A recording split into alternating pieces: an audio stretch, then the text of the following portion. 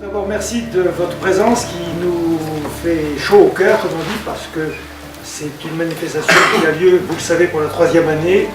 Je voudrais très vite passer la parole au docteur Azeri Nègre, qui est à mes côtés et qui a de multiples fonctions. Elle va vous en parler mieux que moi, bien sûr.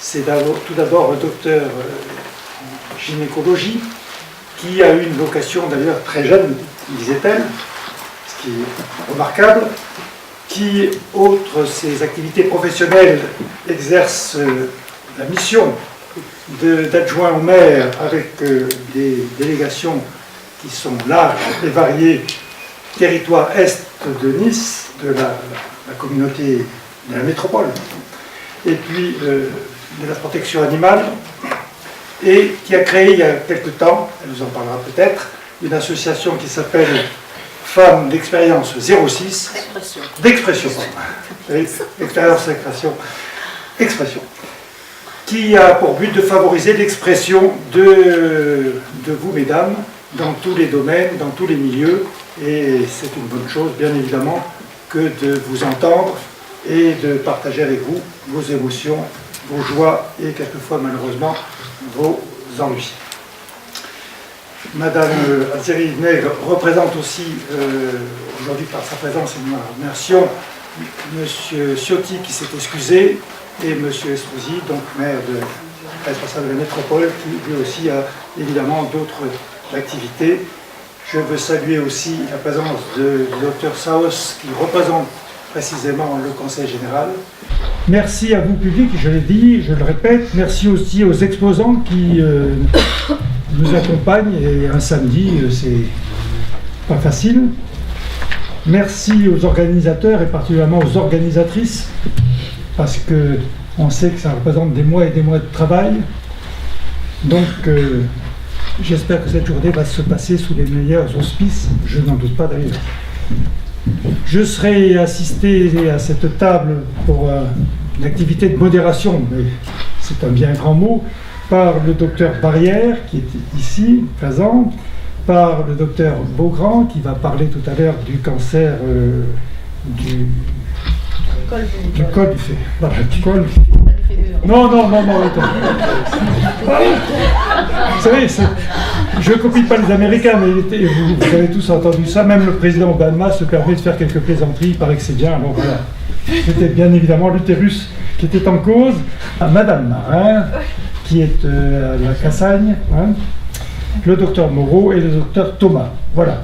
Je ne vais pas être plus long. Je vais passer la parole à Madame Azeri Nègre, s'il vous plaît. Merci beaucoup.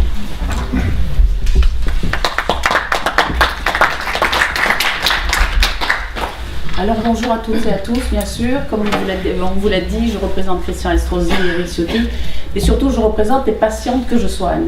Parce que mon boulot de gynécologue, depuis 30 ans maintenant, me dit que tous les jours, les patientes ont besoin qu'on les écoute et qu'on les aide. Parce que vous savez, autant que moi, que le cancer est une épreuve pour la personne qui en souffre et pour ses proches.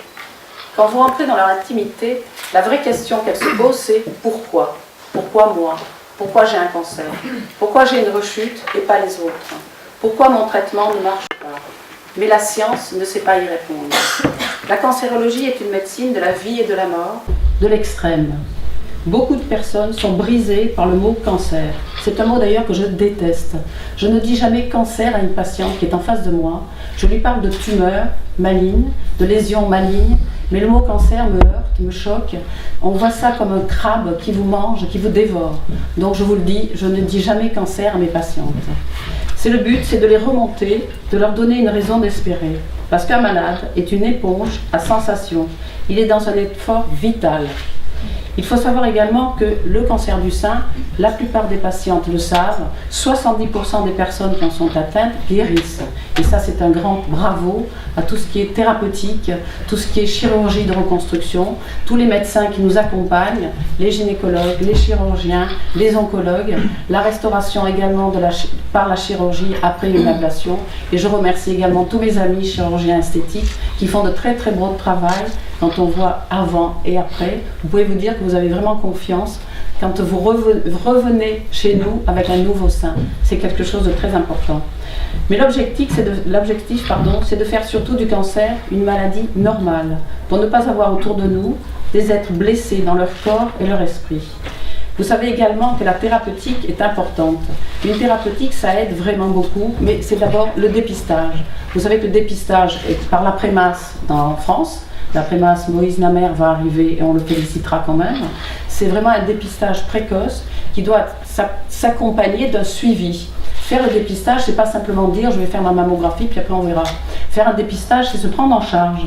C'est se dire j'ai peut-être quelque chose, donc il va falloir que j'y aille. Il ne faut pas dire non plus qu'un dépistage, c'est une fois tous les 2 ans.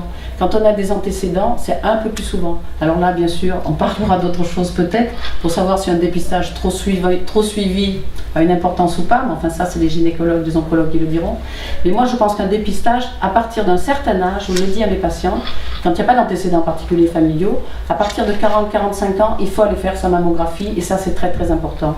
Donc le dépistage, mais aussi l'important progrès thérapeutique issu de la recherche en cancérologie que l'on remercie chaque fois, puisque c'est un cancer le plus fréquent chez la femme, 50 000 nouveaux cas par an.